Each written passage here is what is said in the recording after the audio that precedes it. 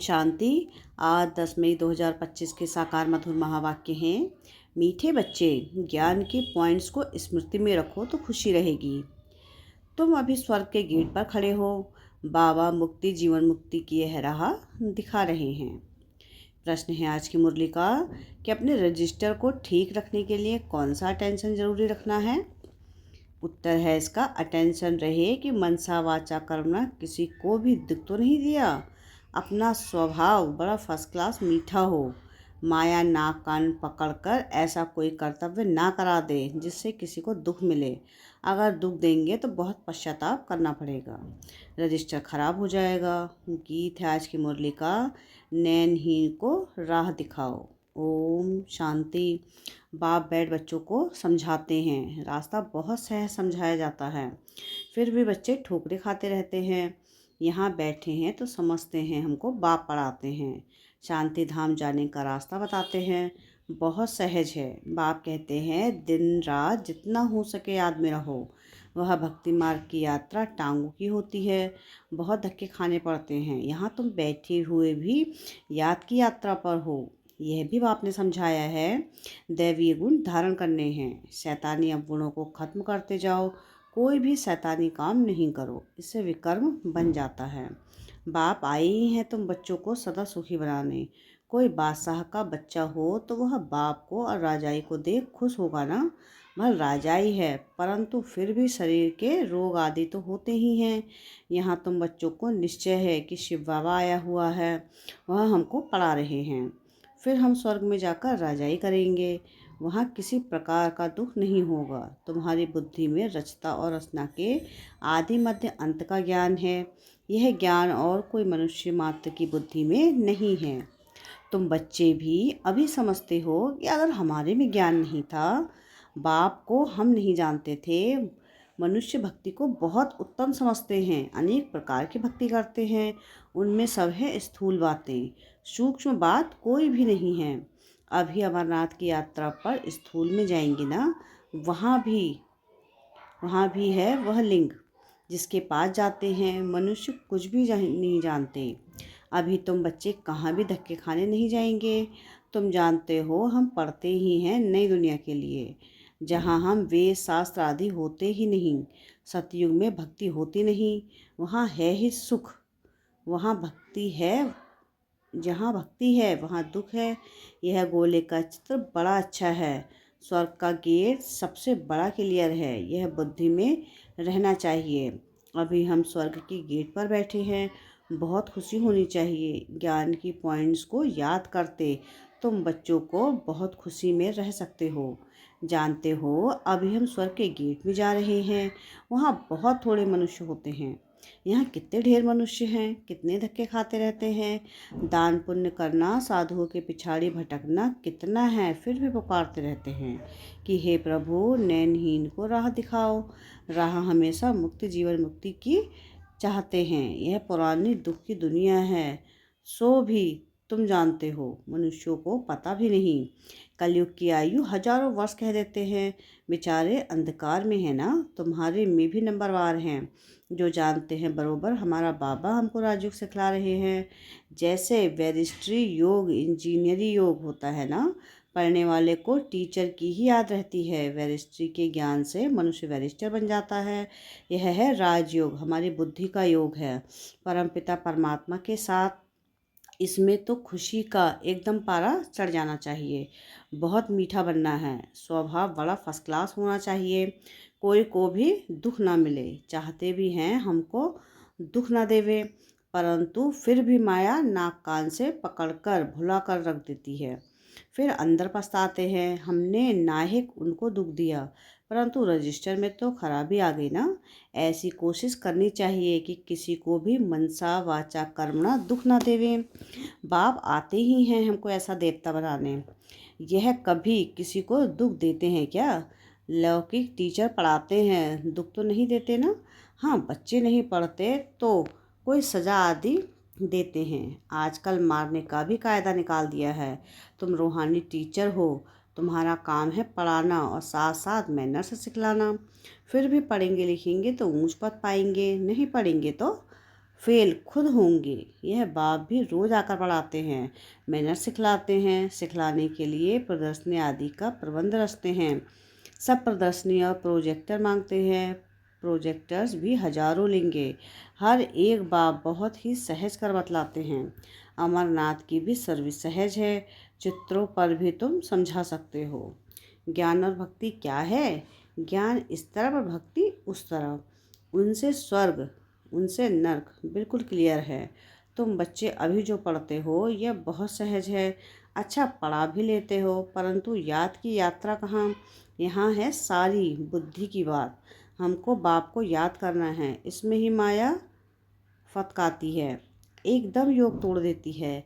बाप कहते हैं कि तुम सब योग में बहुत कमज़ोर हो, अच्छे अच्छे महारथी भी बहुत कमज़ोर हैं, समझते हैं इनमें यह ज्ञान बड़ा अच्छा है इसलिए महारथी हैं। बाबा कहते हैं घोड़े सवार प्यादे हैं, महारथी वह जो याद में रहते हैं। उठते बैठते याद में रहो तो विकर्म विनाश होंगे, पावन होंगे, नहीं तो सज़ा भी खानी पड़ेगी और पद भी भ्रष्ट हो जाएगा। इसलिए अपना चार्ट रखो तो तुमको मालूम पड़ेगा। बाबा खुद बतलाते हैं, मैं भी पुरुषार्थ करता हूँ, घड़ी घड़ी बुद्धि और तरफ चली जाती है। बाबा के ऊपर तो बहुत फिक्रात रहती है ना। तुम तीखे जा सकते हो, फिर साथ में अपनी चलन भी सुधारनी है। पवित्र बनकर और फिर विकार में गिरा तो की कमाई चट हो जाएगी। कोई पर क्रोध किया, लून पानी हुआ तो गोया असुर बन जाते हैं। अनेक प्रकार की माया आती है, संपूर्ण तो कोई बना नहीं है। बाबा पुरुषार्थ कराते रहते हैं। कुमारियों के लिए भी बहुत सहज है, इसमें अपनी मजबूती चाहिए, अंदर की सच्चाई चाहिए। अगर अंदर कोई के साथ दिल लगी हुई है तो फिर चल ना सके। कुमारियों माताओं को तो भारत को स्वर्ग बनाने की सर्विस में लग जाना चाहिए। इसमें है मेहनत, मेहनत बगैर कुछ भी मिलता नहीं। तुमको 21 जन्म के लिए राजाई मिलती है तो कितनी मेहनत करनी चाहिए। वो पढ़ाई भी बाबा इसलिए पढ़ने देते हैं, कहते हैं जब तक इसमें पक्के हो जाएं, ऐसा ना हो फिर दोनों जहान में चला जाए। कोई के नाम रूप में लटक मरते तो खत्म हो जाते हैं। तकदीरवान बच्चे भी शरीर का भान भूल अपने को अशरीरी समझ बाप को याद करने का पुरुषार्थ कर सकते हैं। बाप रोज रोज समझाते हैं कि बच्चे तुम शरीर का भान छोड़ दो, हम अशरीरी आत्मा अब घर जाते हैं, यह शरीर यहाँ छोड़ देना है। तो तब वो तब छोड़ेंगे जब निरंतर बाप की याद में रहकर कर्मातीत हो जाएं। इसमें बुद्धि की बात है, परंतु किसकी तकदीर में नहीं है तो तदबीर क्या करे।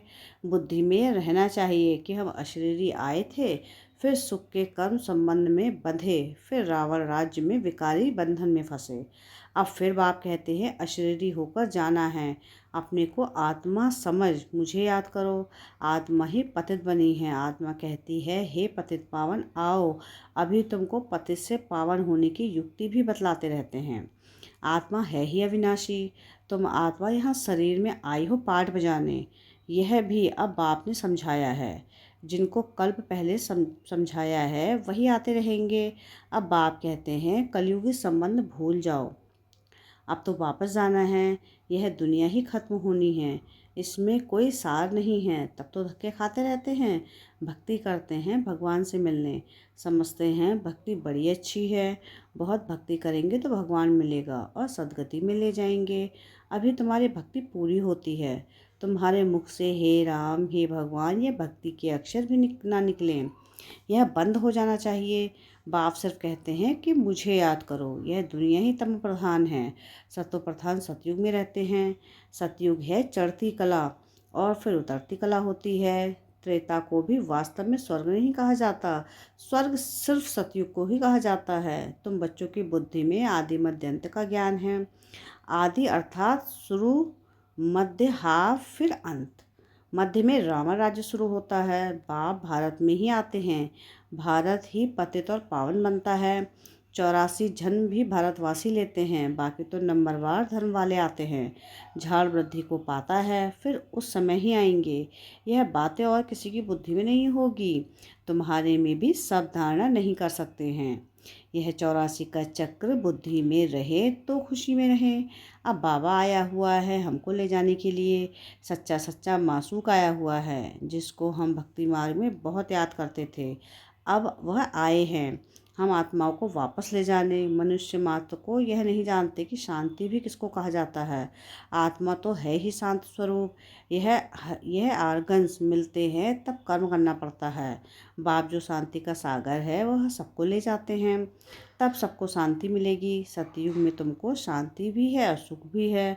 बाकी सब आत्माएं चली जाएंगी शांति धाम।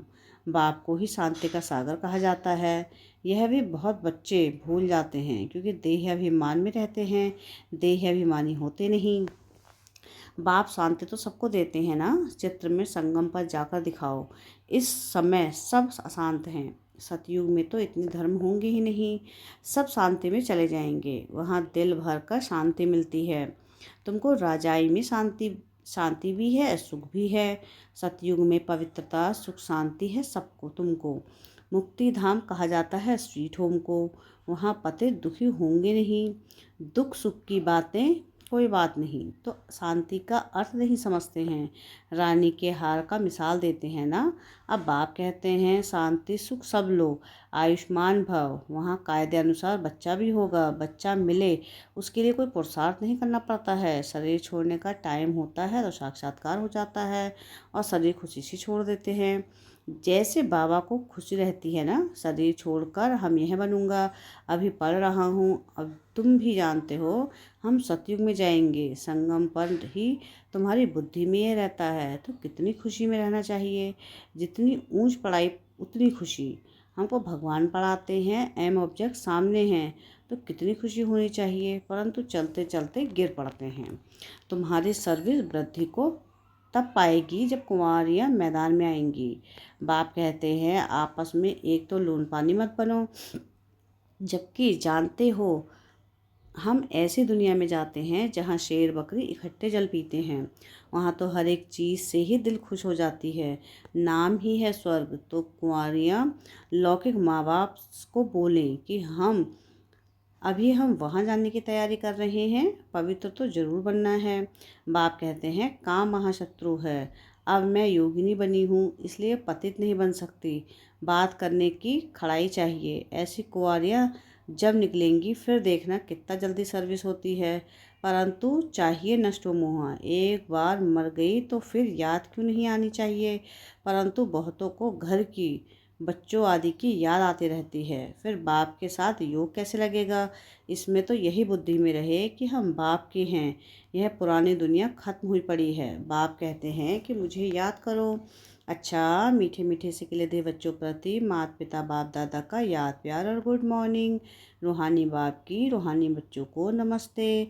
हम रूहानी बच्चों की रूहानी बाप दादा को याद प्यार गुड मॉर्निंग और नमस्ते। शुक्रिया प्यारे बाबा, शुक्रिया। धारणा के लिए मुख्य सार है। सार की पहली पॉइंट है कि अपनी ऊंची तकदीर बनाने के लिए जितना हो सके अशरीरी बनने का अभ्यास करना है। शरीर का भान बिल्कुल भूल जाए, किसी का भी नाम रूप याद ना आए, यह मेहनत करनी है। सेकंड पॉइंट है कि अपनी चलन का चार्ट रखना है। कभी भी आसुरी चलन नहीं चलनी है। दिल की सच्चाई से नष्टो मोहा बन भारत को स्वर्ग बनाने की सर्विस में लग जाना है। वरदान है आज की मुरली का कि माया के रॉयल रूप के बंधनों से मुक्त, विश्वजीत जगतजीत भव।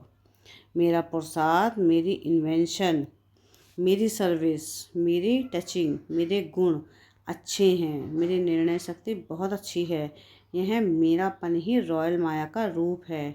माया ऐसा जादू मंत्र कर देती है जो तेरे को भी मेरा बना देती है। इसलिए अब ऐसे अनेक बंधनों से मुक्त बन एक बाप के संबंध में आ जाओ तो माया जीत बन जाएंगे। माया जीत ही प्रकृति जीत, विश्व जीत व जगत जीत बनते हैं। वहीं एक सेकंड के अशरीरी भाव के डायरेक्शन को सहज और स्वतः कार्य में लगा सकते हैं। स्लोगन है आज की मुरली का कि विश्व परिवर्तक वही है जो किसी के निगेटिव को पॉजिटिव में बदल दे। अब व्यक्त इशारे हैं रूहानी रॉयल्टी और प्योरिटी की पर्सनैलिटी धारण करो। रूहानी रॉयल्टी और प्योरिटी की पर्सनालिटी धारण करो। आपका स्वस्वरूप पवित्र है। स्वधर्म अर्थात आत्मा की पहली धारणा पवित्रता है। स्वदेश पवित्र देश है। स्वराज्य पवित्र राज्य है। स्व को यादगार परम पवित्र पूज्य है। कर्मेंद्रियों का अनादि स्वभाव सुकर्म है। बस यही सदा स्मृति में रखो तो मेहनत और हठ से छूट जाएंगे। पवित्रता वरदान रूप में धारण कर लेंगे। अच्छा, ओम शांति।